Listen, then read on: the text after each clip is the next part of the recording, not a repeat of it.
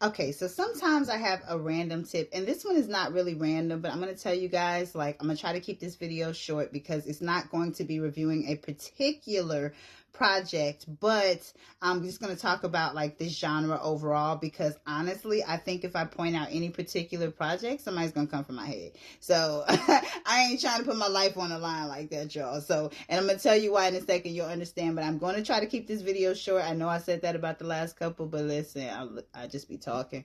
Anyway, so this was a tip for my actors. I found this hack and I thought it was like, you know what I'm saying, a very useful tool. And I found it by accident because the genre that I'm speaking of are the mockumentaries. And if you guys don't know what a mockumentary is, it's like a documentary, but it's fake. And so it's meant to like be presented as a documentary, but it's not a real project. I mean, it's not based off any like real facts or any truthful story, but like the trick is to sort of pull the audience in and make them feel like it's a real story. And, you know, I feel like it's a great tool for actors. When it comes to acting, the key is to stay grounded, right? And sometimes you think you're grounded and then you're really not. And you can't really figure out what it is that you're doing. So when you watch these mockumentaries, like the people that they have playing the characters in these mockumentaries are pretty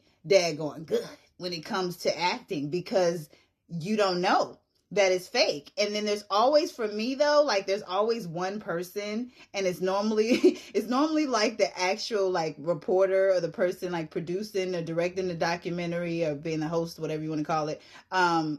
It's normally them. They give it away. There's something that they do that just doesn't seem realistic, and I'm like, skeptical. You know, me and my son were in a movie when he was young that never really saw the light of day. But during rehearsals, we would play this game called Skeptical or Not. So I play that game now when I'm watching something. So that would happen when I'm watching these mockumentaries. Like, I'm not sure if this is scripted or not. And even when, like, there's so many haunted shows, right? So even when they do, like, those interviews, there's certain ones I've come across where I'm like, this doesn't seem like that's a real person. It seems like an actor to me. Like, and in those cases, I'm not sure if it's a real story or not. But like with these mockumentaries, they're not. And so a lot of times before I end up finishing them, especially the ones that have multiple parts, I'll Google them and I'm like, just as I suspected.